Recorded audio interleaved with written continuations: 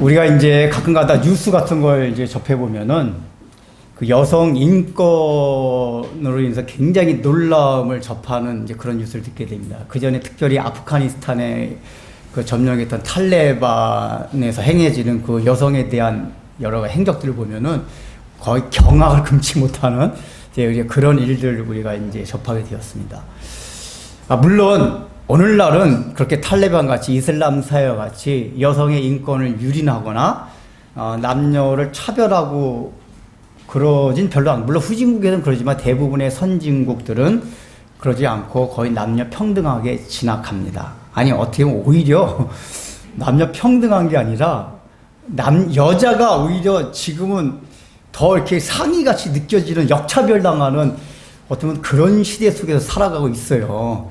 이제 그 우스갯소리가 있더라고요. 원래 이제 그 남녀 차별하는 그 용어가 남존여비잖아요. 남자는 존귀하고 여자는 비천하다. 근데 이제 그게 이제 우스갯소리 뭐라고 하냐면, 고대 사회에서는 남존여비가 남자가 존재하는 한 여자는 비참하다 그랬었대요. 근데 오늘날에는 남존여비가 어떻게 바뀌었냐? 남자가 존재하는 이유는 그다음 뭘 것 같아요? 여자의 비율을 맞추기 위해서다. 누가 만들어냈는지 참 잘 만들었어요. 아니, 근데 그거 가만 생각하니까 실제로 우리 남자들 보면 그런 남자 꽤 많아요. 여자 눈치 보고 굉장히 여자가 사랑하는 강아지 눈치 보고 남자들이 참 이게 가정에서 설자들이 좁아졌대요. 불쌍한 게 남자들이야 그러더라고요. 근데 이런 현상들이 왜 일어나냐면, 사실은 남녀가 평등한 거거든요. 여자를 차별하면 안 돼요. 아까 아프가니스탄에 있었던 것 같이 그 고대 사회에서 늘 있었던 원인데 그런 일이 있으면 안 돼요. 근데 그게 더 이게 지나가지고 이렇게 역차별을 당한다는 건 왜 그러냐면은, 남녀가 평등하고 인권을 주장하는 것도 사실은 이 사회에서 말하는 인권, 남녀 평등 이런 거는 성경에서 나온 게 아니라 사람의 사상, 진보주의 학자들의 사람의 사상에서 나온 거예요.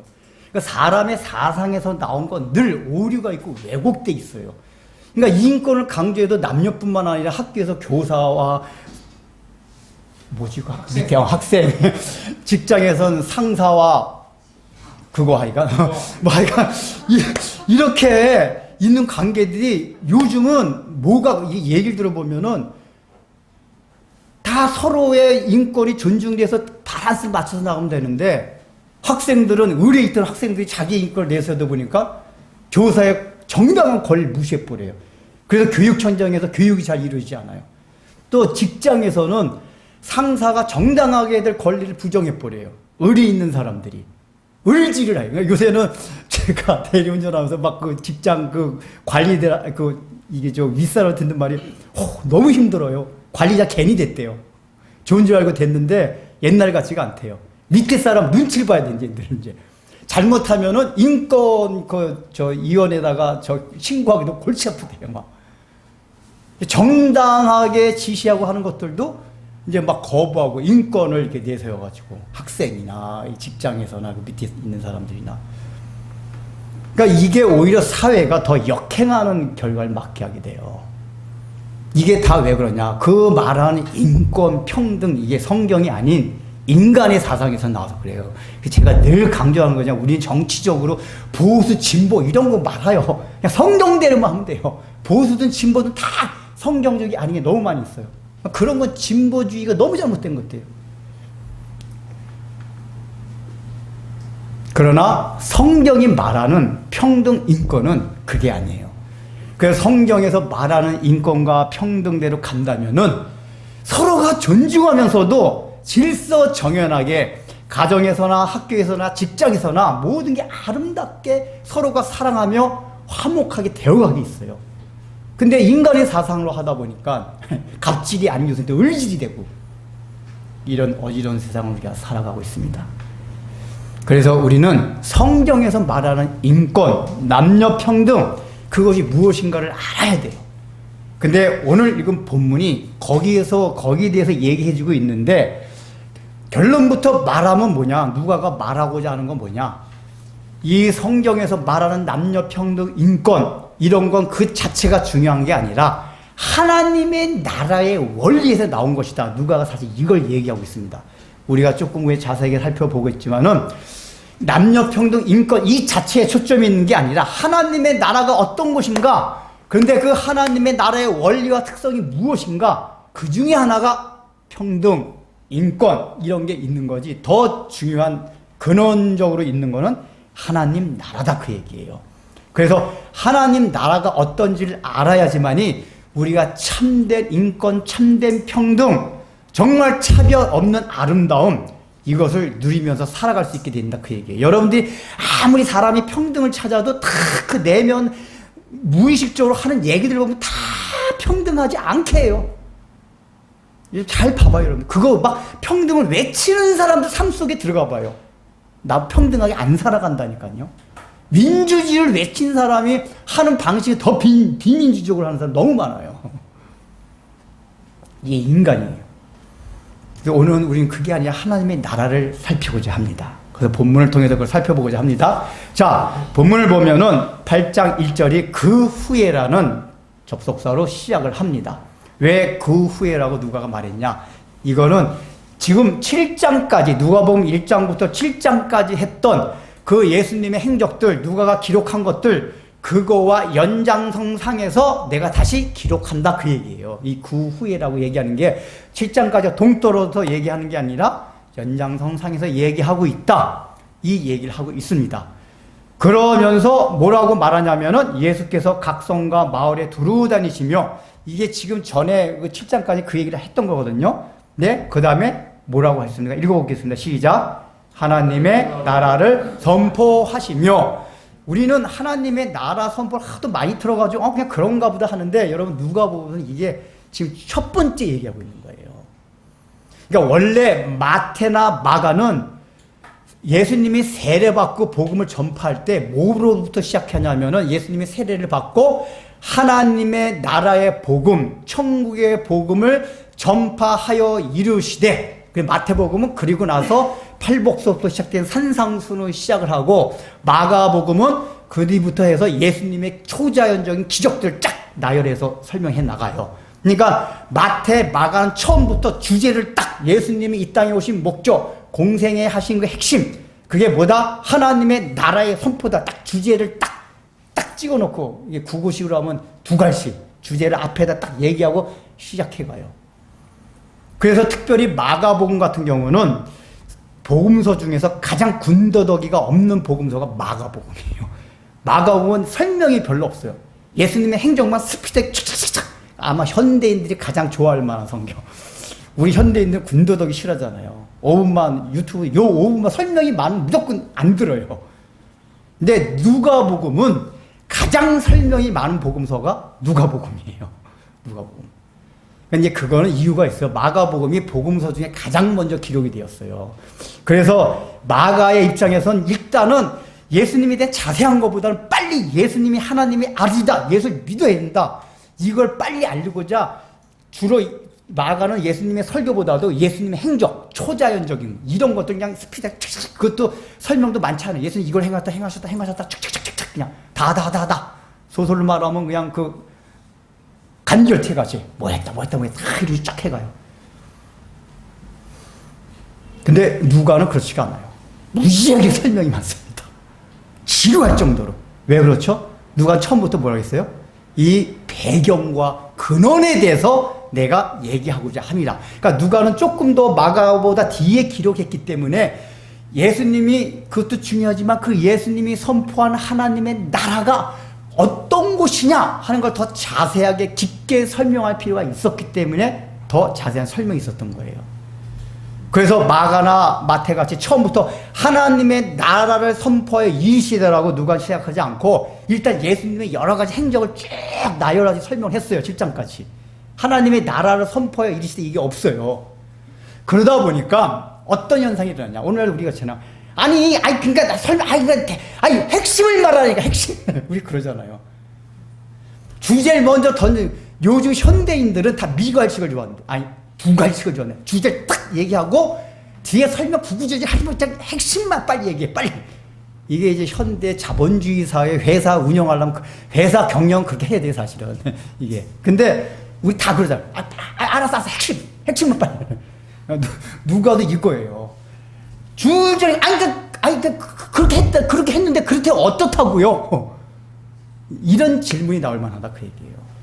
그래서 누가가 말하는 야, 내가 지금 구구절절히 뭐 이런 얘기 저런 얘기 했잖아. 이게 왜 얘기했냐? 예수님이 왜 이런 행적을 하고 왜 이런 설교를 했느냐? 거기에 핵심이 뭔지 아니? 그게 바로 하나님 나라를 선포하기 위한 것이야. 이 모든 게 다 하나님의 나라에 관한 것이야. 라고 주제를 중간쯤 얘기하는 거예요. 지금 그 사람들의 심리를 생각해서. 여러분들이 목사님 알았어요. 그러니까 주제가 뭐예요? 오늘날도 그런 거 싫어하잖아요. 사람들 심리가 다 비슷해요. 빨리 결과부터 도출해내기 원하니까 빨리빨리. 그래서 누가가 이 얘기를 하는 거예요. 7장까지는 나열실 쭉 하다가 중간에 뭐냐? 주제가 뭐냐? 내가 얘기하고자 하는 핵심, 예수님의 행적의 핵심과 주제, 하나님 나라에 관한 것이다. 이걸 지금 얘기하는 거예요. 그리고 여기서부터 누가는 굉장히 치밀하고 굉장히 논리적입니다. 이게 자세하게 쓴다는 게 논리적이기 때문에 자세하게 쓸 수 있는 거예요. 이게 누가복음을 자세히 보면 놀라울 정도로 치밀하게 구성이 되어 있어요, 이 얘기가. 이 8장도 보면은 하나님의 나라를 딱 하잖아요. 그리고 나서 뒤에 씨 뿌린 자 비유를 딱 얘기를 해요. 설교를 그걸 누가가 딱 기록을 해요. 그리고 나서 어떤 사건이 있냐? 예수님이 설교하는데 가족들이 찾아와요. 그때 예수님 뭐라고 말씀하죠? 누가 내 가족이면 내 형제냐? 나가보지도 않아요. 가족이 왔는데. 제자들 시켜서 그렇게 말하라고 해요. 누가 내 가족이면 형제냐? 마리아가 기억을 했겠어요. 아마. 이놈의 자식이 아무리 그래도 그렇지. 그러면서 내 말을 듣고 내 뜻대로 행하는 자가 내 형제요, 내 가족이다라고 얘기를 해요. 이게 뭐냐면 누가가 이게 시간적인 순서상으로 사건이 이렇게 연결된 거 아니거든요. 누가가 왜 그렇게 기록을 할 때 그걸 조합을 했느냐 하면은 하나님의 나라에 대한 설명을 한 거예요. 씨 뿌리는 그 비유도 하나님의 나라에 대한 설명이고, 그 마지막 씨 뿌리는 것의 네 번째 바, 옥토의 밭이 뭐죠? 30배, 60배, 100배 결실을 맺느니라. 그의 결과가 지금 실제 상황이 예수님이 내 가족은 혈육만이 아니라 하나님의 말씀을 듣고 행하는 자가 내 가족이다. 확장! 우리는 가족이 내 혈육만이 가족인지 알았어요. 근데 하나님의 나라라는 거는 내 혈육 가족만이 아니라 그리스도 안에서 한 지체가 된 사람들, 하나님의 말씀을 듣고 행하는 자가 내 가족이다. 하나님의 확장이 되는 거예요. 이게 씨 뿌린 자의 30배, 60배, 100배 결실 맺는 얘기고, 이것이 누가가 하나님의 나라를 이렇게 딱 말씀하고는 마지막에 그거, 야, 하나님의 나라를 통해서 우리 가족이 너희들도 다 내 가족이다. 이게 하나님의 나라다. 이걸 지금 설명한단 말이에요.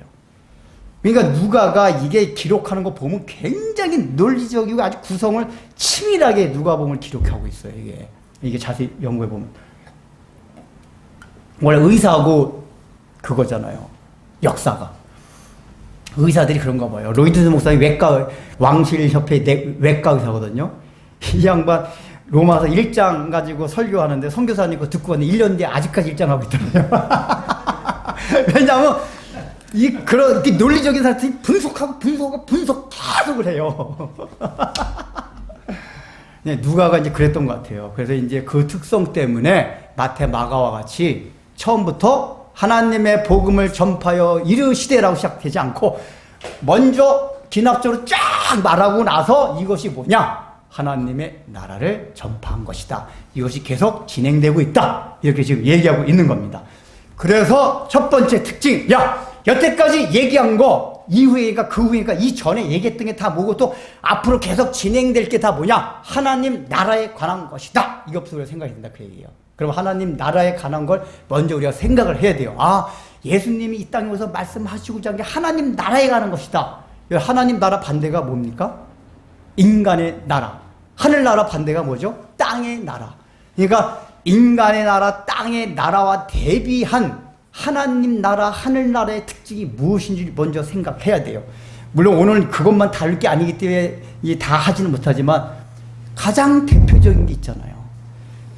마태는 4장 말부분에서 예수님께서 천국 하나님 나라 복음을 전파하라 하여 이르시되 하고 5장에서 뭐가 시작되죠?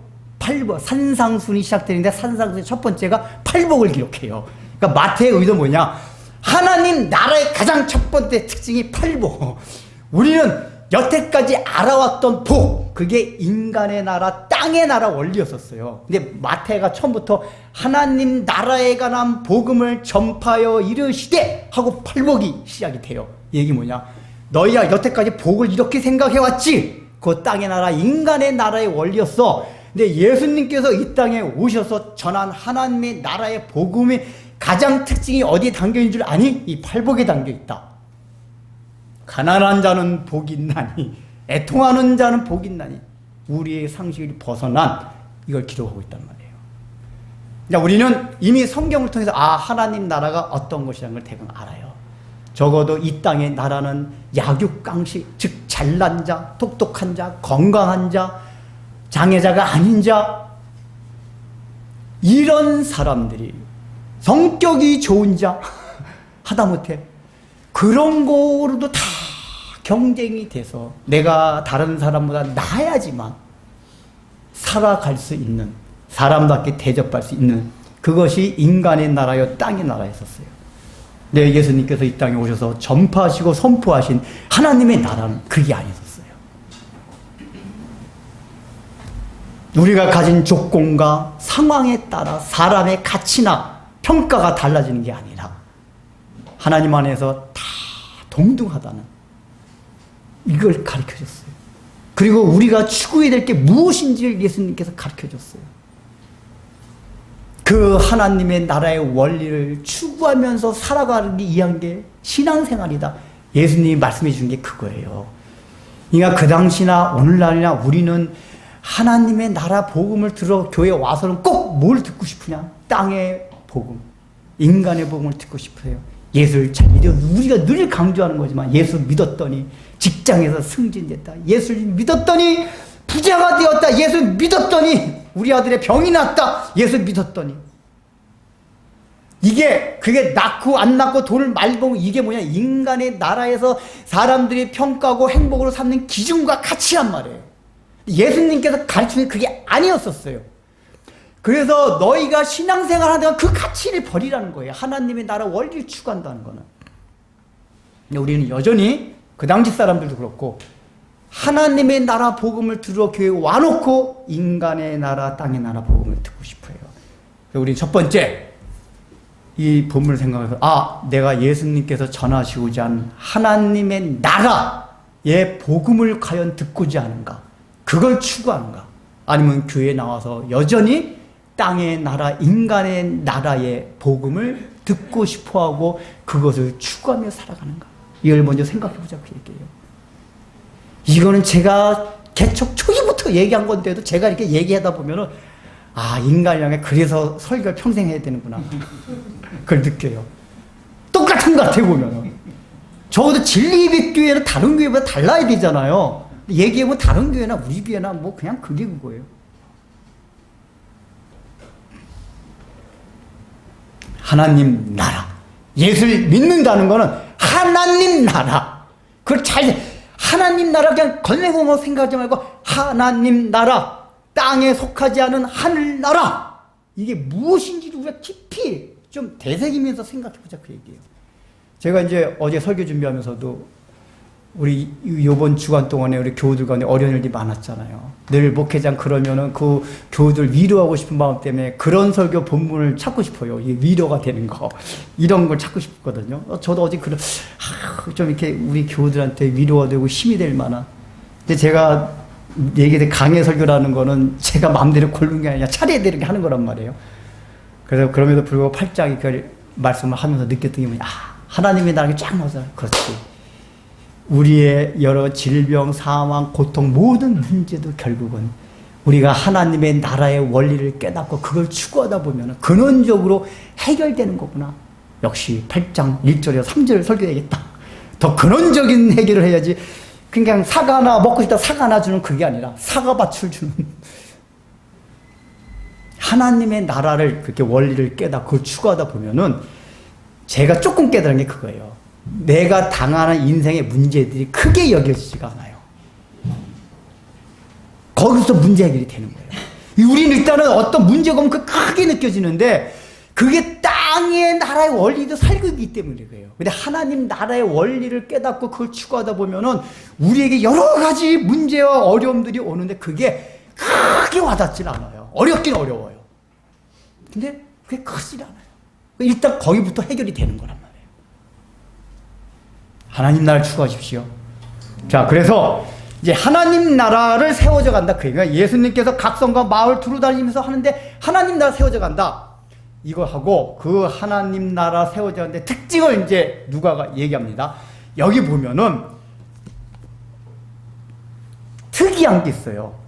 뭐냐? 8장 1절에 12제자가 함께, 그러니까 하나님의 나라를 전할 때 12제자가 함께 하셨고 1절 또 3절 보면은 다른 여러 여자들이 함께 하여, 즉 예수님이 지금 하나님의 나라 일을 하는데 세워져 가는데 그 전까지 예수님 홀로 하셨어요. 7장까지는 같이 했다는 게 없어요. 근데 오늘 여기서부터 누가 뭐라고 하냐? 함께 했다. 누가? 제자들 그룹과 여기 여인들의 그룹을 누가가 두 그룹을 얘기합니다. 제자들 그룹과 그룹이 예수님과 함께 동역해서 하나님의 나라를 세워갔다. 이게 하나님 나라의 첫 번째 특징이에요. 동역하는 거. 그 동역의 첫 번째, 하나님이 우리와 동역했다 그 얘기예요. 예수님 혼자 복음을 전할 수가 있어요. 사실은 하나님 혼자 복음을 전하면 되게 간단합니다.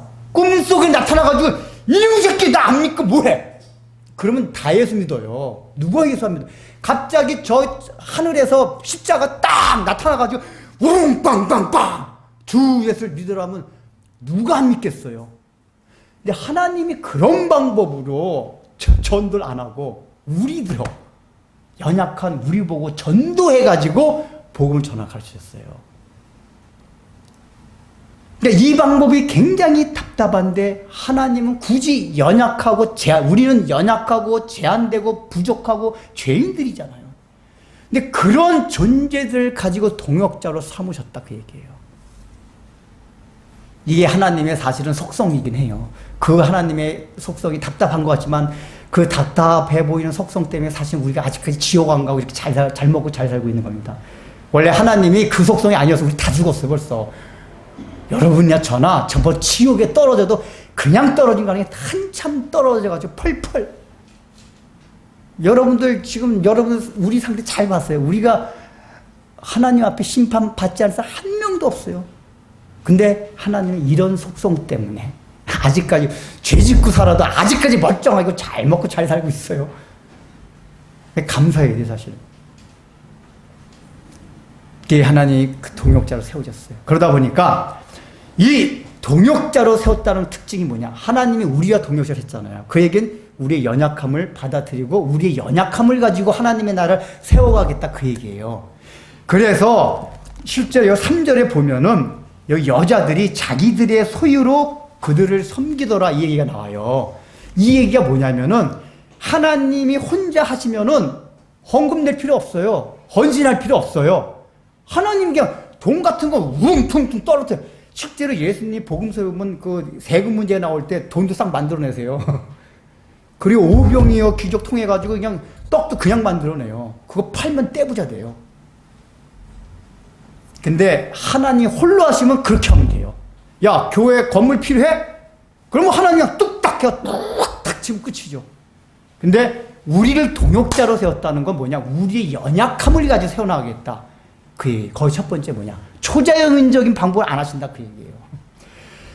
그러니까 우리가 착각하는 게 뭐냐면 교회 일이니까 하나님의 일이니까 하나님은 특별히 막 초자연적인 방법, 이상한 방법 확 해가지고 하나님 우리 교회 건축했는데 돈이 필요합니다. 돈을 주십시오. 그러면 하나님 갑자기 하늘에 확 떨어져서 이게 아니다 그 얘기예요. 너희들이 열심히 벌어라. 돈 좀 아껴가지고 근검 절약해서 헌금해가지고 건축해라 그 얘기예요. 우리는 늘 그런 착각을 해요. 하나님이 하시는 거니까 하나님의 교회니까 하나님의 일이니까 뭔가 초자연적이고 놀라운 어떤 방법을 가지고 하기를 원해요. 근데 하나님이 우리와 함께 했다. 그러니까 우리가 동역을 했다. 하나님이 동역했다는 얘기, 우리의 연약함을 가지고 하나님의 나라를 세워가는 방법이기 때문에 인간이 가진 연약함 상태에서 여러분 우리가 하늘에서 돌 떨어뜨려 낼 수 있어요? 돌 가지고 떡 만들어낼 수 있어요? 없어요. 우리는 열심히 돈을 벌어야 되고 땀을 흘려야 되고 이래야 된단 말이에요. 첫 번째는 헌신, 성도들의 헌신이 반드시 있어야 돼요. 헌신 없이 하나님의 나라가 세워져가는 게 아니에요. 예수를 믿었다면 헌신을 해야 돼요. 근데 그 헌신 가운데도 하나님이 뭐 초자연적이고 놀라운 방법이 있는 게 아니라 아주 상식적이고 정상적인 방법들, 직장 다니고 돈은 벌고 열심히 공부하고 이래가지고 하나님 앞에 헌신하는 거다, 그 얘기예요. 이게 함께 하였고라는 말 안에 담겨있는 의미예요. 우리가 헌신해야 되지만 그 연약한 우리가 헌신하기 때문에 우리 인간이 가진 속성 내에서의 헌신이다, 그 얘기예요. 이런 방법을 알아야지 우리가 열심히 살아가요. 예수 믿는다고 그냥 막 그 어디 하늘에 둥둥 떠다니 맨날 기도원이다. 공부하는 애가 맨날 기도원 가서 기도하면 무슨 공부를 잘해요? 내가 시험 볼 사람 공부해야 돼요. 옛날에 기도하고 그 다 이런 비슷한 사고방식. 야, 너가 하나님의 일을 하기 때문에 기도만 하면 안 그래요. 내일 시험 볼 사람은 공부를 해야 돼요. 내일 수술할 의사가 밤새 철야기도 하면 옛날에 진짜 그런 분들 많았어요. 밤새 철야기도 하면 하나님이 총명을 주셔서 수술을 잘할 것이다. 아니에요. 내일 새벽에 수술할 의사가 밤에 잠을 자야죠. 밤새 철야하면 어떻게 돼? 옛날 우리 목사님 그렇게 많이 가르쳤어요. 밤새 처리하면 하나님이 성령의 능력을 부어주셔가지고 뭐 밤새 써도 그냥 수술 그냥 기가 막히게 딱 안아. 그러다 실수해요. 우리는 헌신하는 것도 상식적이다, 그 얘기예요. 이게 함께 한다는 게 인간이 하나님의 일에 동역자로 함께 했기 때문에 하나님이 우리의 거를 가지고 한다, 그 얘기예요. 이걸 먼저 생각해야 돼요. 얼마나 감사합니까? 답답함에도 불구하고 그렇게 함께한 이유가 뭐죠? 그 하나님의 영광을 우리에게 나눠주시려고 그런 거예요. 안 그러면 하나님만이 영광을 가질 수 있는데 우리 하나님은 우리들에게 그 영광을 너무 공유하고 싶어요. 나누고 싶어요. 그래서 하나님의 동참시키는 거예요. 답답하지만 인간의 방법 그걸 가지고 얼마나 하나님 기다리셔야 돼요. 우리의 헌신이 있어야만 되고 너희들이 헌신을 하든 말든 내가 팍 하겠다 하면 그냥 한순간에 끝나는 거를 내가 하나님 같아 그랬을 것 같아요. 성질도 급해가지고 저는 아이 딱 한번 팍 해가지고 그냥 싹 그냥 끝. 저도 그랬을 것 같거든요. 우리 하나님 역시 참고 기다리시고 헌신을 해야지 하나님 세워주거든요. 하나님 헌신할 때까지 기다리고 답답해.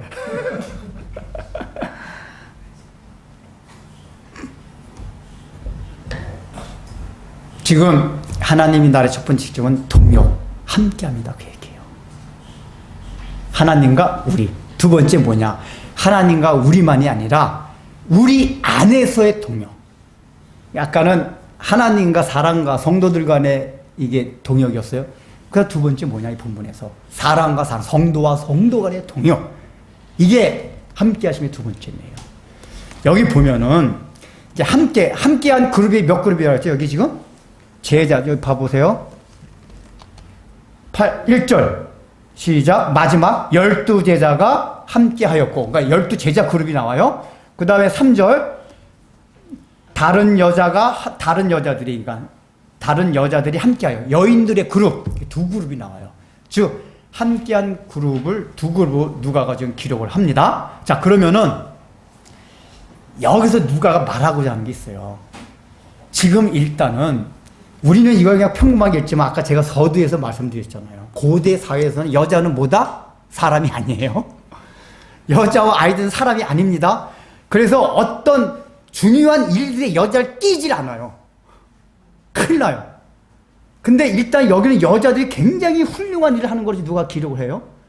그러니까 이것도 고대 사회에 전혀 안 맞는 걸 누가가 얘기하고 있고, 두 번째는 지금 제자들은 한마디로 딱 제자들이 함께 하였고 했는데 뒤에 여자들은 자세하게 더 설명을 합니다. 여자들의 한 일에 대해서는.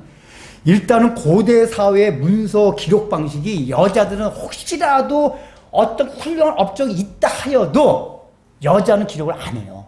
고대 기록 방식이. 그거 하면 그 책 아니고 찢어 태워버려요. 금서가 돼요. 근데 지금 누가는 여자들이 한 게 자세하게, 남자들인 제자들이 했던 거 더 자세하게 기록을 하고 있어요. 그러니까 이거는 굉장히 파격이에요. 그 당시 사회 속에서는. 이걸 뭘 지금 누가가 말하고자 하는 거죠? 야, 우리가 지금 무시하는 여자들, 차별하는 여자들, 이 여자들이 일단은 남자들은 제자들보다 더 큰 훌륭한 일을 하였다.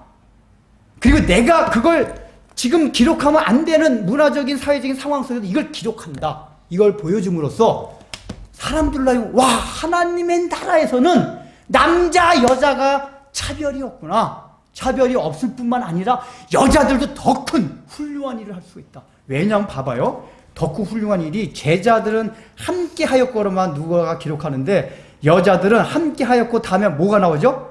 자기들의 소유로 그들을 섬기더라. 그러니까 한 발 더 나가요. 이 얘기만 누가는 실제적으로 야, 여자들이 한 일이 남성들인 제자들보다 한 일보다 사실 더 많어. 이 얘기를 하는 거예요. 그러니까 일단은 남녀 편견을 깨요. 그러면서 뭘 말하는 거냐? 우리가 이제 요즘도 그렇지만은 굉장히 훌륭하고 위대한 사람들 뒤에는 누가 있죠? 내조하는 아내가 있어요. 이게 보면 그래요. 실제로 그 역사의 백그라운드 얘기를 들어보고, 루터 같은 경우도 여러분, 루터가 훌륭한 줄 알지만 루터 부인이 되게 훌륭했어요.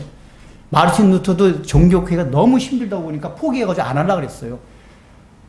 그래가지고 사람들, 나 이제 종교 안 하겠다 하고 집에 들어갔는데 자기 부인이 상복을 입고 있더래요. 그러니까 당신 누구 죽었어? 그러니까, 예, 누구 죽었다고. 누가 죽었어? 하나님 죽었다고.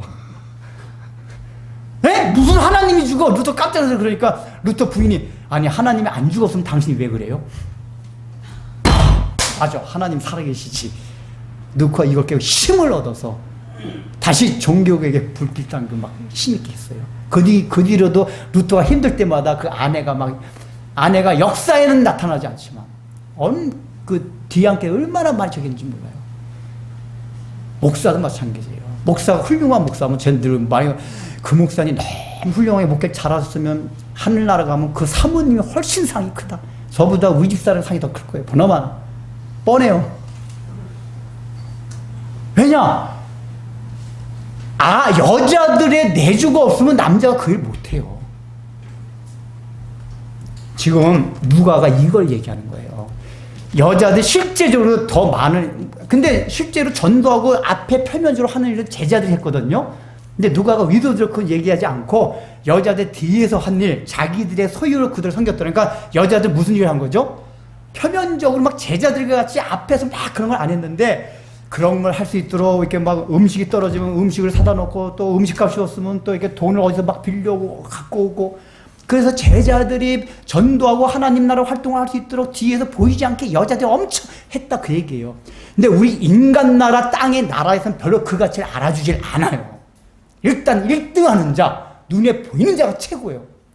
축구를 봐도 골을 넣는 사람이 최고잖아요. 사실은 그 어시스트, 그나마 봐주는 게 2등. 어시스트 해준 사람. 근데 뭐 어시스트 저쪽에서 또 해주니까 어시스트가 된 거예요. 그러니까 가면 맨 끝에 누가 있어요. 근데 그런 사람 안 알아줘요. 인간 나라, 땅의 나라는. 근데 하나님의 나라의 특징이 뭐냐? 표면적으로 보이지 않아도 가장 밑바닥에 보이지 않는 곳에서 그 일들이 있도록 해준 사람이 있었다, 그 얘기예요.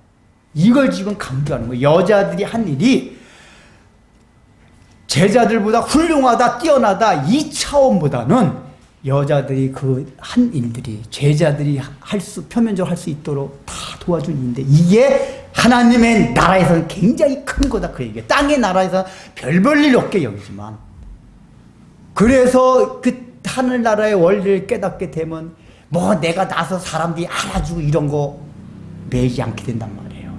땅의 나라의 원리에 매이다 보니까 사람이 나를 알아주냐 말아주냐, 내가 스포트를 받고 있냐 안 받고 있냐 이런 데 관심이 있지, 이 원리를 깨달으면 상관없어. 왜요? 어차피 하나님의 나라에서는 하나님이 이걸 더 크게 여기실 거기 때문에 그런 거 신경 안 써요. 남이 알아주던 말던 뒤에서 보이지 않게 되면 화장실 청소는 청소해서 화장실 청소 제일 안 보여요. 화장실 청소 해가지고 다른 사람 눈이 띄지 않다. 그냥 유리창 청소는 막 눈이 띄는데, 청소도 화장실 구석에서 드러나지도 않아요. 요즘 여러분 우리 청소 다 누가 하는지 아세요? 박 목사님이랑 사모님 다 해요. 끝에 항상 박 목사님이랑 사모님 쓰레기 다 해가지고 하십니다. 여러분 좀 하세요. 드러나지 않는 건 잘해요. 근데 지금 누가 말하죠? 하나님 나라의 특징이 또 뭐냐? 드러나지 않는 일, 별 볼 일 없이 보이는 일. 이게 하나님 나라에서는 크다고 얘기해요. 더 크게 여기신다.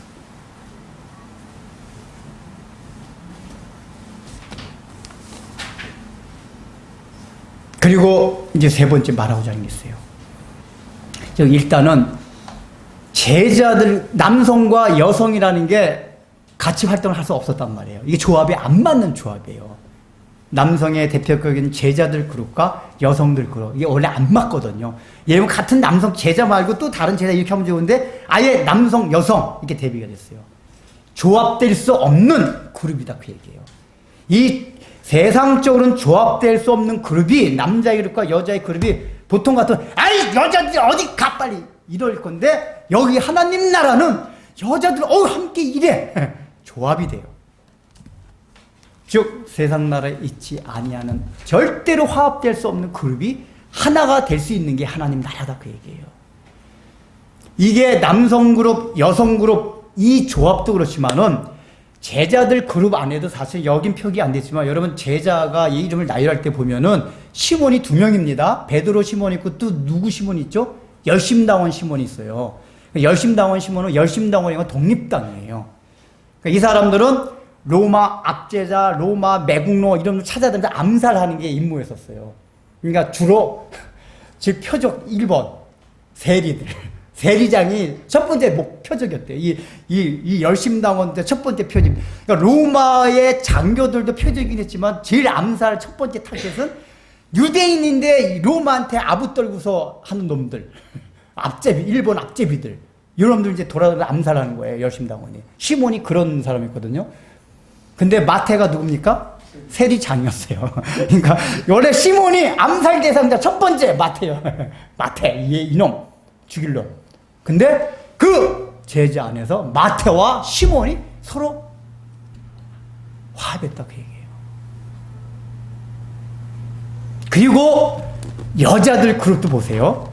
자, 이제 여자들을 이제 보기 전에 2절 한번 읽어봅시다. 2절 시작.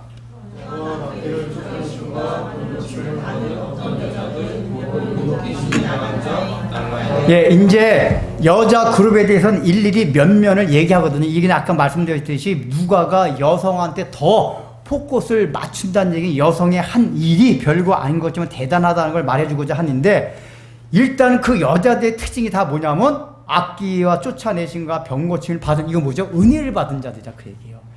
그러니까 이 여자들이 헌신하게 된 게 그냥 헌신한 게 아니다 그 얘기예요. 다 은혜를 받은 자들이에요.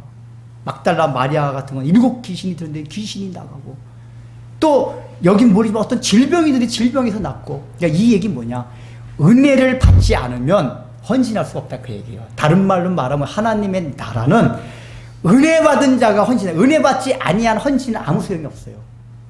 가다가 멈춰져요. 왜냐하면 여기에 섬기더라 이 얘기가 함께하다 섬기더라가 문법적 미완료인데 미완료라는 건 그냥 계속한다 그 얘기예요.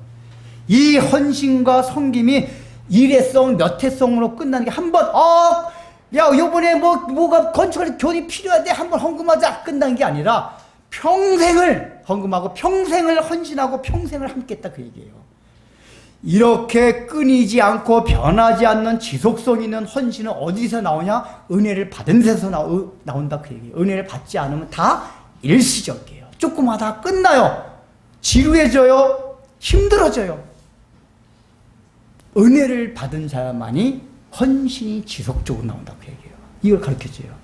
그러면서 이 여인 그룹에 있는 자 중에 여자 3명을 언급을 합니다. 직접 이름을.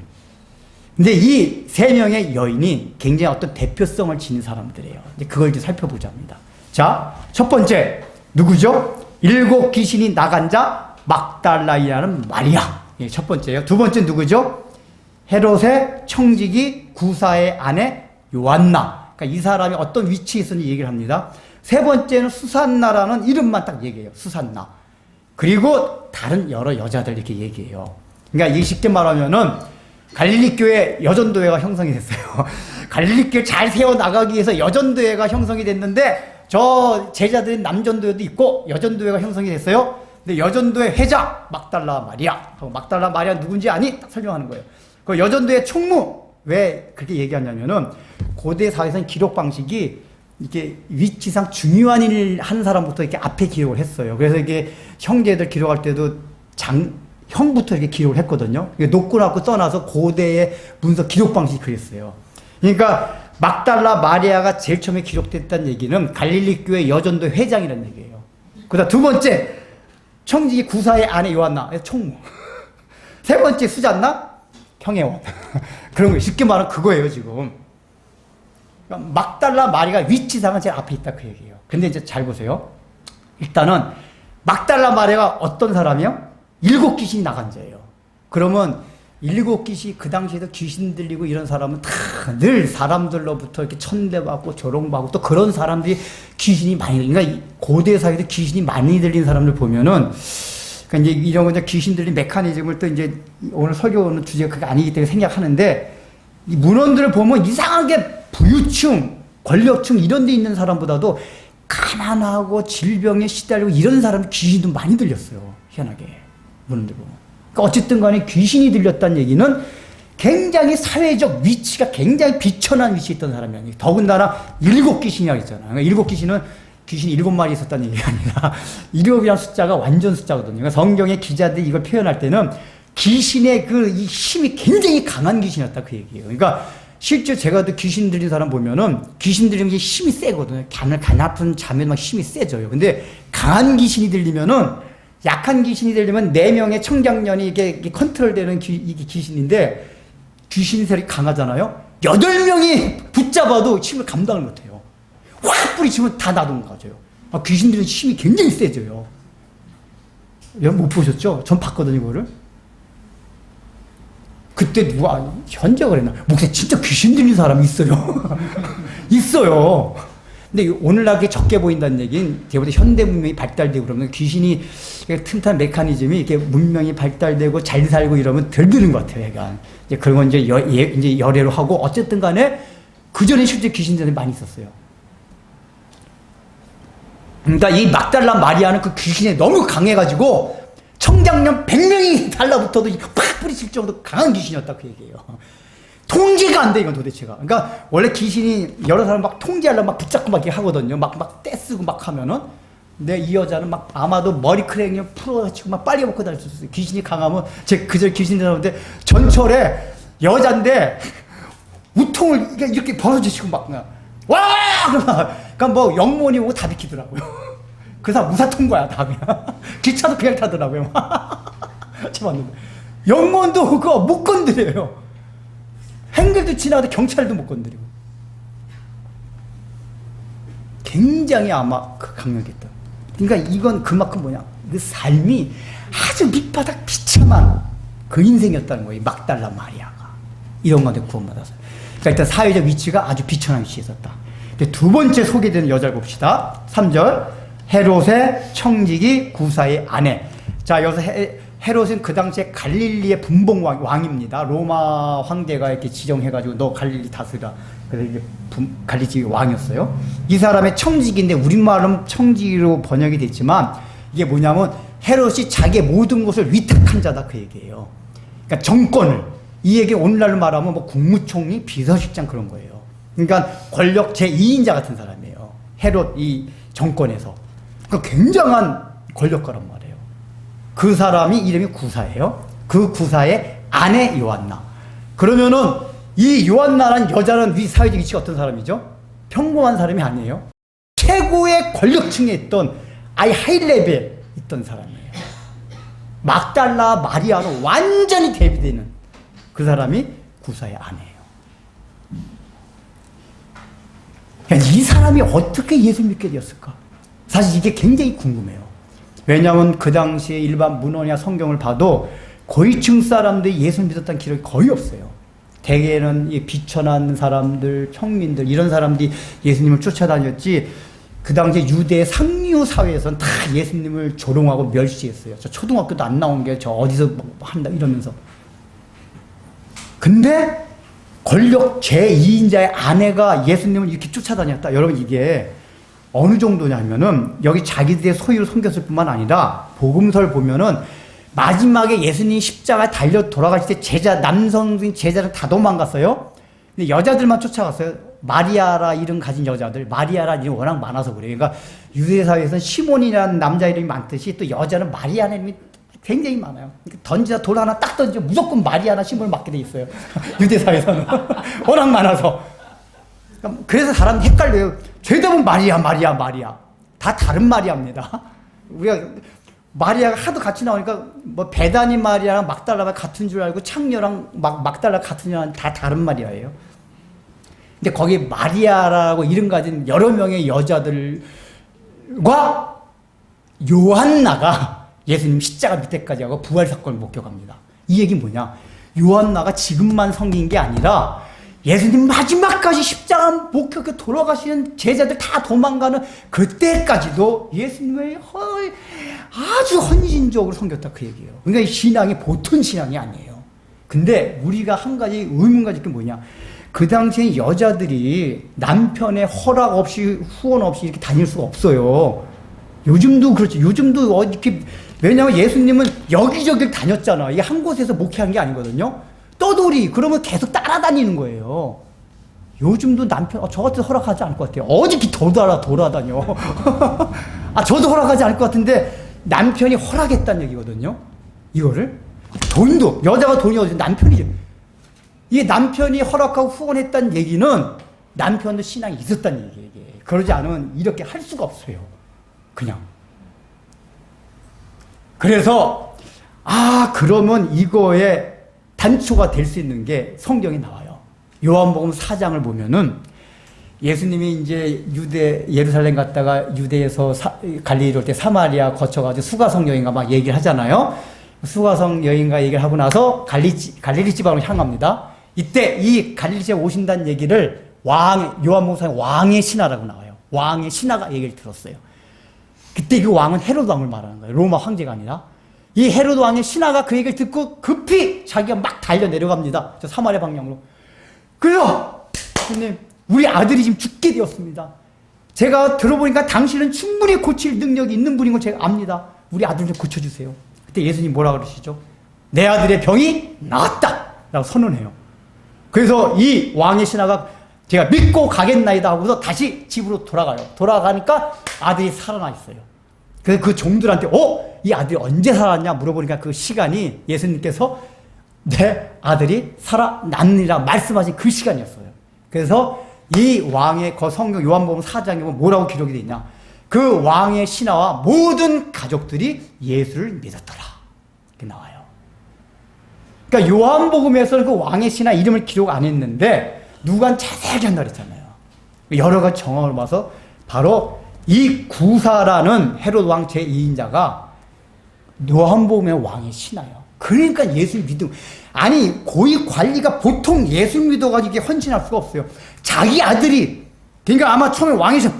우와 주여 감사합니다. 야 너 살아난 거 예수님 때문이야. 너 껍죽거리지 마.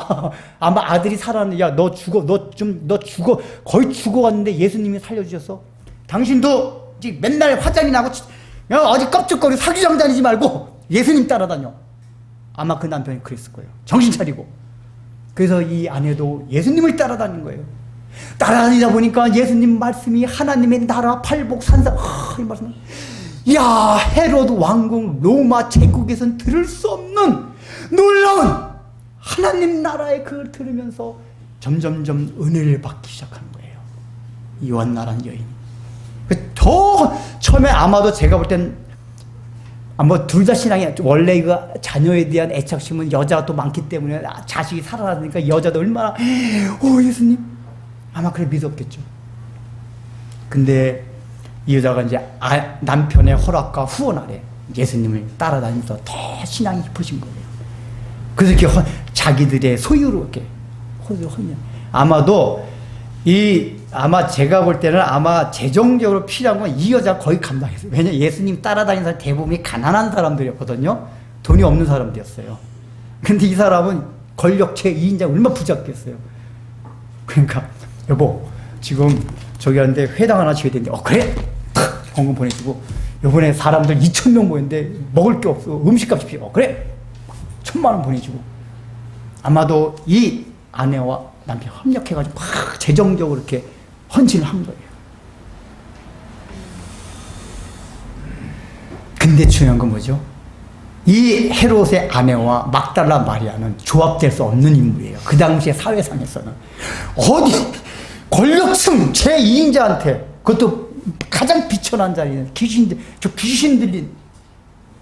근데 조합이 됐어요. 거기다가 세 번째 여자가 누구죠?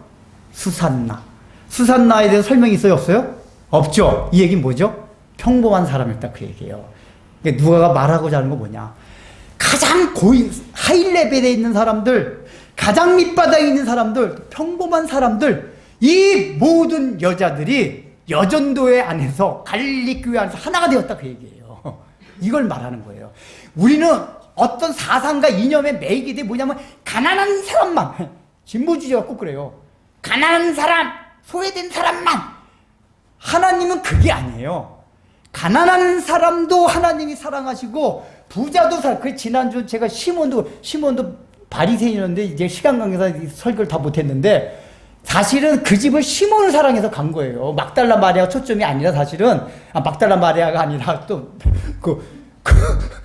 기름 부은 그 여자가 초점이 있는 게 아니고 바리새인이었던 시몬에게 초점이 있었던 거예요. 예수님이 시몬을 사랑하셔서 즉 바리새인이었던 시몬도 사랑하셨다 그 얘기예요. 그러니까 우리 하나님은 부자든 배운 자든 가난하든 평범한 사람이든 가릴 거 없이 모두 다 사랑하신다 그 얘기예요. 모든 사람 다 똑같다 그 얘기예요. 소외된 사람이 최고고 또 권력 있는 사람 그것도 아니에요. 그러니까 의지를 하죠. 나 소외된 사람들이 날 이렇게 비하해? 하나님 나라에서는 그게 사실은 별게 아니. 이 땅에서 우리가 가르는 기준, 그래서 높고 낮고 평범하고 이거 자체가 원래 하나님에서 아무것도 아니에요. 우리가 기준을 보니까 야 높고 낮고 소외되고 이런 거지. 그러기 때문에 사실은 높고 낮고 평범하고 아무 의미가 없어요. 하나님의 나라에서는 다 하나 된다 그 얘기예요.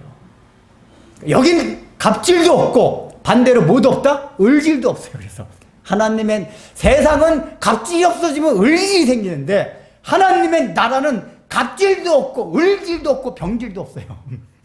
갑을병 다 없어요. 다 하나가 된다. 이게 가능합니까? 지금 예수님이 하시면서 그걸 보신 거예요.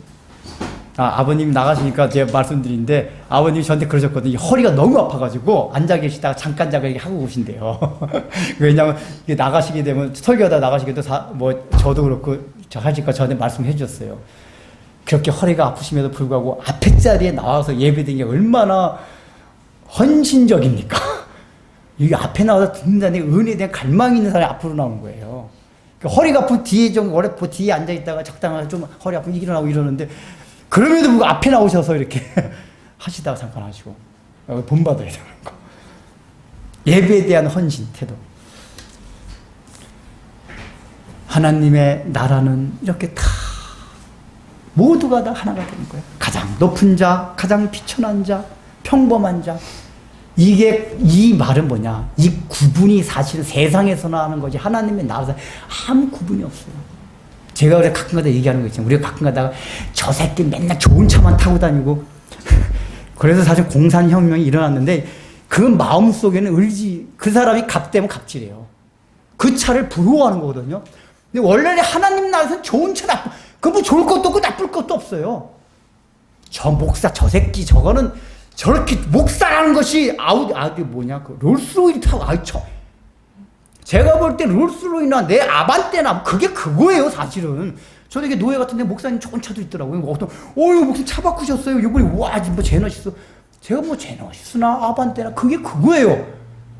그러면은 저 새끼 이럴 필요도 없어요. 이런 마음이 있기 때문에 공산혁명도 일어난 건데 사실 하나님 나라에선 그 자체가 무의미해요. 좋은 자, 나쁜 자, 좋은지 나쁜지 이 자체가 아무 의미가 없다고 얘기해요. 이게 하나님의 나라예요. 우리는 늘 그래요. 그래서 부러워하게 되면 그걸 알아야 돼요. 이미 을질이 시작됩니다. 자기 성격이 그 안에서 하는 것보다 이미 마음속에 을질이, 부러워하게 되면 갑의 위치에서 갑질을 하게 돼 있어요. 갑질이라는 게 성격도 확 못돼가지고, 못되지 않은 사람 어떻게 갑질을 은근히. 못된 사람은 확 못되게 갑질을 하는데, 못되지 않은 사람이 있어요. 교양 있고, 그런 사람들은 드러내지 않는 갑질을 해요. 이거 뭐요? 예를 들면 직업, 어떤 사람의 모양, 뭐 장애인, 여기에서 어떤 이미지를 갖고 있으면, 마음속에 그거 갖고 있으면 이미 갑질이에요, 사실은. 말은 안 해도.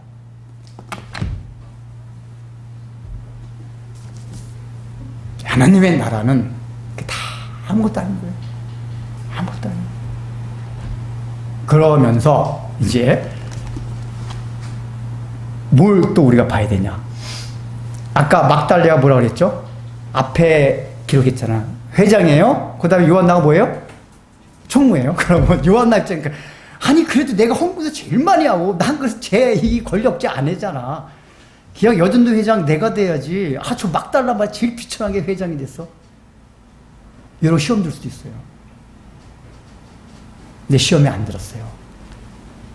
여기 보면 이 누가가 표현을 자기들의 소유로 그들을 섬기다고 했어요. 이게 물론 이게 각자 다 개인들이 서로 자기들 소유로 섬긴 것도 있지만은, 이게 뭐냐면은 실제적으로 보면 구사의 아내가 재정적으로 가장 많은 것을 감당할 수도 있어요. 근데 구사의 아내가 생각하는 건 자기가 헌금하지만 이건 내가 헌금하는 게 아니라 우리 모두가 헌금하는 거다, 그 얘기예요. 구사 아내가 그런 생각을 가졌다는 얘기예요. 이 요한나가. 그래서 자기의 소유가 아니라 자기들의 소유로. 이 마음가짐 모르겠어요. 막달라 마리아가, 아마 제가 볼 때 나이도 요한나가 위였을 것 같아요. 확실히 알았지만. 막달라 언니, 마리아 언니, 요번에 보니까 저쪽에 막 음식 하는데 저기 할아버지 하면 필요해가지고 1,000만 원 필요하거든. 그래. 내가 1,000만 원 빨리 구해올게. 다 가지고. 저 맨날 그냥 구창케 이 요한나가 마리아에 대해 그게 없었어요. 총무로서 여전도회가 잘 활성화되고 잘 세워져 나갈 수 있도록 적극적으로 협조하고 도운 거예요. 이게 하나님의 나라란 말이에요. 하나님의 나라는 그런 시기 질투가 아니에요. 쟤는 왜 앞에 나서가지고 저기 하고 저기 하느냐.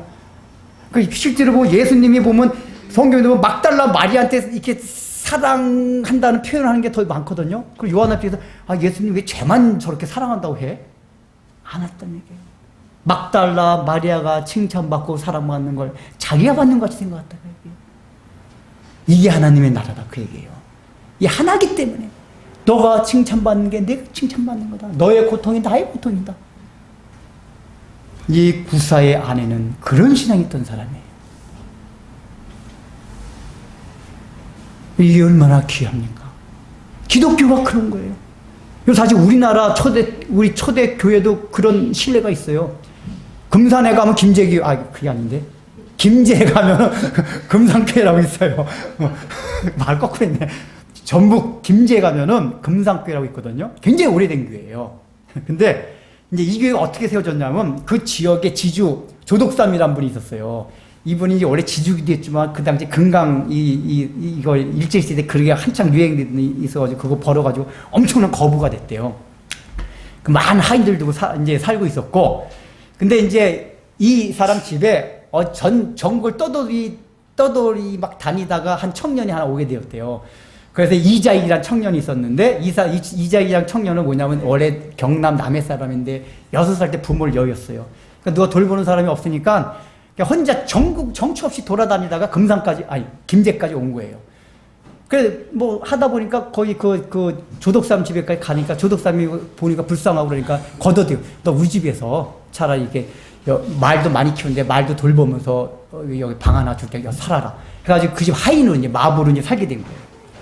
근데 이제 어느 날 이 지역에 루이스 데이트라는 선교사가 들어오게 돼가지고 이 선교사 전도해가지고 조덕삼이라는 사람이 복음을 받아들인 거예요. 그래서 조덕삼 집에서 조덕삼이 이제 집이 크니까 사랑채를 선교사님 그럼 여기서 우리 예배 드시자. 그 이제 교회가 금산교회가 거기서 시작이 됐어요. 그러면서 이 조덕삼이 이자익한테 야 너도 교회 같이 예배 드리자 해가지고 이자익이 종도 같이 머슴도 같이 예배 드리면서 예수 믿게 됐어요. 근데 이자익이라는 사람이 부모를 일찍 여기서 굉장히 똑똑한 사람이었던가 봐요. 그러니까 이제 그 조덕삼과 아들 이렇게 천자문 같은 거 가리키면은 마당 쓸고 하다가 이자익이 눈 너머로 해서 다 익히더래요, 막. 조덕삼이 보니까 이자익이 굉장히 머리가 비상한 친구예요. 그래서 자기 아들과 함께 공부시켰대요. 얘는 이게 제일 특출나다. 그러니까 그때부터 이 조덕삼이라는 사람은 굉장히 이게 사랑이 많은 사람인 건 분명해요. 그래서 거둬대서 공부시켰대요. 그러니까 이자익도 공부해가지고 이제 머리도 해가지고 공부 많이 했대요. 그러면서 신앙도 아주 좋아져가지고 조덕삼도 아주 신앙이 좋고 이자익 이 사람도 머슴도 아주 신앙이 좋아서 나중에 이제 금산교에서 이제 장로를 세울 필요가 생겼대요. 장로 후보를 교인들이 투표를 했는데 두 사람이 나온 거예요. 누구? 이자익 이 머슴과 조덕삼 이 주인 딱 나온 거예요. 그 당시 이제 장로가 25명당 한 명씩 뽑게 돼 있어요. 일단 교인들 세대 교인 한 명만 뽑게 돼 있었대요. 그 투표를 했대요. 누가 뽑혔을까요?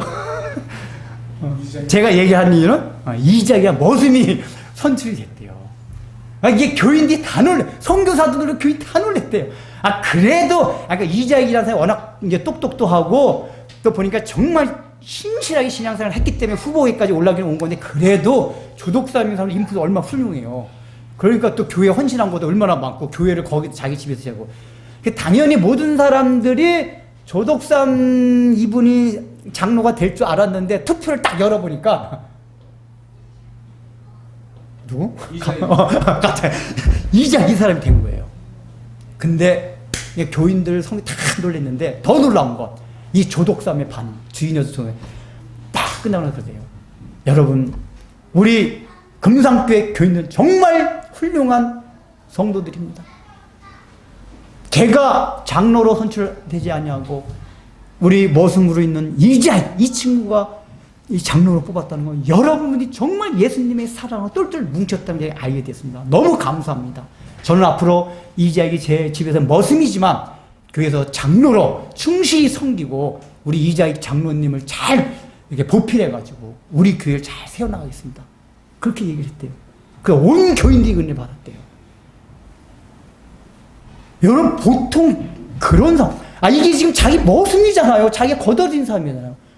근데 아니 우리 교인들은 아무리 그래 이자익을 괜찮은 사람이 그렇지 머슴인데 내가 장로가 돼야지 어떻게 머슴이 돼. 그래서 자존심도 상하잖아요. 머슴과 주인인데. 근데 그렇게 공개적으로 이자익이란 머슴을 칭찬하고 잘 섬기겠다. 그래서 실제 저 끝까지 섬겼대요. 웃긴 게 집에서 머슴이거든요. 집에 가면 여전히 주인님 이러고 교회에서는 딱 오기만 하면 우리 장로님 딱 하고서 그리고 이제 가끔 가다 그 선교사님이 이제 이렇게 외부로 나간 경우에는 이제 그 이자익 장로한테 설교를 부탁하고 갔대요. 그 이자익 그 장로님이 설교할 때 이 조덕삼 이 주인이 무릎 탁 꿇고 얼마나 설교를 맨 앞에 무릎 탁 꿇게 설교 듣고 그랬대요. 그걸 바라보는 교인들이 굉장히 은혜를 많이 받았대요. 그 나중에 이자익이 결국은 그렇게 은혜를 받아가지고 목회자가 이제 되려고 이제 평양신학교 갔대요. 그러니까 이 조덕삼 이제 그때까지는 집사였는데 이 조덕삼 집사가 신학교 공부해서 모든 후원 학비 다 후원하고 그다음에 그 가족들 이자익 가족들도 있잖아요. 가족들도 지금 이자익 일을 안 하니까 먹을 게 없으니까 그 가족들 모든 생길 다 책임져주고 먹고 살아갈 수 잘 해주고 그리고 이제 몇 년 뒤에 이제 조덕삼 씨도 이제 장로가 됐어요. 그 두 사람 나중에 이자익 씨 여기 다시 와서 목회를 했대요. 그 조덕삼 청빙을 이게 쉬운 일이 아니에요. 자기 머슴을 자기 교회 담임 목사를 청빙한다.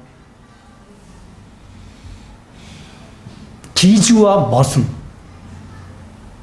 여러분 이게 있기 때문에 공산주의 혁명도 일어났단 말이에요. 지주와 혁명한 계급이 있기 때문에. 근데 하나님 나라는 그 계급, 지주, 머슴이 아무것도 아니에요. 우리 한국교회도 그런 아름다운 이야기가 있어요. 근데 오늘날 우리가 더 못 그런 것 같아요. 여러분들이 조덕삼 위치에서 그렇게 됐을 것 같아요? 내가 조독삼 위치에 있었으면 그렇게 할 수 있었을까? 사람이 자존심부터 상해가지고. 큰 교회들은 보면 장로 이렇게 투표했다 떨어지면 안 나온 사람들 있대요. 아예 안 한대요. 후보 했다가 떨어지면 창피해가지고 안 나온대요. 그러니까 아예 후보군에 안 올라가면 괜찮은데 후보군에 올라갔는데 떨어지면 내가 이제 교인들한테 신임을 잃었다고 생각하고 안 나온대요. 우리가 이 정도라니까요. 근데 이 조독삼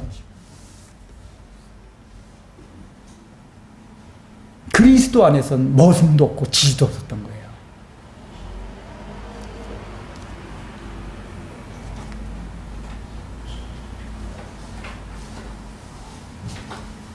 그러면서 이제 마지막으로 결론을 맺겠습니다. 이 사람들이 결국은 자기들의 소유로 그들을 섬겼더라. 이 얘기는 뭐냐? 여기서는 표면적으로 재정적인 것만을 헌신한 것 같아요. 그러나 아까 말씀드렸듯이 재정적인 게 원활하게 이렇게 통해지고 이게 다 되기 위해서는 사람들 마음가짐이 굉장히 중요합니다. 언젠가 말한 적이 있지만 외국에 선교사 후원비를 보내는데 교회에서 싸움이 일어났대요. 그 선교사가 어느 그 장로님의 하여간 가까운 친척이었대요. 그러니까 그쪽에 선교사를 많이 보내니까 어느 집사, 아니 우리 장로님은 왜 거기 자기 친척 있다고 많이 보내냐? 그거 보내는 거 가지고 싸우다가 교회가 저기가 됐대요. 그러니까 재정 후원을 하려고 하는데 사람 마음들이 하나님이 나라의 마음에 합당하지만 싸운다니까요. 이 재정 후원도 제대로 잘 되려 하나님 나라답게 하면 우리의 재정 후원하는 사람들의 마음이 하나님 나라 백성답게 돼야만 그게 돼요. 그래, 우리 장로님 그럴 수도 있지. 또 그 장로님 그 집사가 되면 그 집사 그렇게 생각할 수도 있지. 그래, 그럼 내가 이쪽으로 조금 보낼게. 다시 결정하자. 얼마든지 우리가 서로 양보할 수도 있어요. 근데 서로 자기 주장, 자기 생각, 그건 뭐죠? 이미 하나가 안 돼서 그런 거야. 하나가 되면 그래, 야, 생각은 틀렸지만 맞아, 그럼 내가 좀 양보하고 너를 위해서 할게. 서로 이게 된단 말이에요. 이미 이 누가가 말한 갈릴리 교회 여전도의 공동체는 하나가 돼 있었던 거예요. 그래서 이 요한나라는 여인이 재정적인 후원을 하면서도 이 재정적인 후원이 사람들 간의 분란을, 마리아와 수잔나가 서로 분란을 일으키거나 제자들과 분란을 일으키는 것이 아니라 그 재정 후원과 도 하나가 똘똘돼서 하나님 나라를 세워가는 그 일에 쓰임을 받았다, 그 얘기예요. 즉 여기에 자기들의 소유를 그들을 섬겼더라, 이거는 단순하게 재정적인 것만이 아니라 자기들의 소유, 재정적인 것만을 말하는 게 아니라 자기, 그게 소유예요. 자기 거로 생각하는 게 다 자아예요. 그 자아를 가지고 내려놓고 하나님의 공동체를 섬겼더라, 그 얘기예요. 이럴 때 하나님의 나라가 건강하게 세워져 갑니다. 하나님의 사랑과 예수님의 은혜와 또 성령님의 인도하시고 함께 하시는 모든 하나님의 도우심들이 우리의 삶에 함께함을 믿습니다. 저희의 작은 믿음으로 저희의 소유를 하나님께 올려드리오니 저희가 가진 전부를 다하여 하나님 앞에 헌신하겠다는 결심 속에서 하나님 앞에 드립니다. 은혜와 자비를 더하여 주시옵소서. 예수님의 이름으로 기도드립니다. 아멘. 이제는 우리 주 예수 그리스도의 은혜와 하나님의 사랑과 성령의 말씀을 깨닫게 해주시는 은혜가 하나님의 나라를 다시 마음에 새기고 다짐하며 모두가 하나님의 은혜 안에서 너와 나의 구별이 없이 한 몸으로 서로 사랑하고 섬기고 아끼며 하나님의 뜻을 이루어가는 것을 다시 한번 믿음으로 고백하고 헌신의 작정으로 머리 숙인 귀한 진리의 빛 교회 성도님들의 신앙과 삶 위에 이제로부터 영원토록 함께 있을지어다.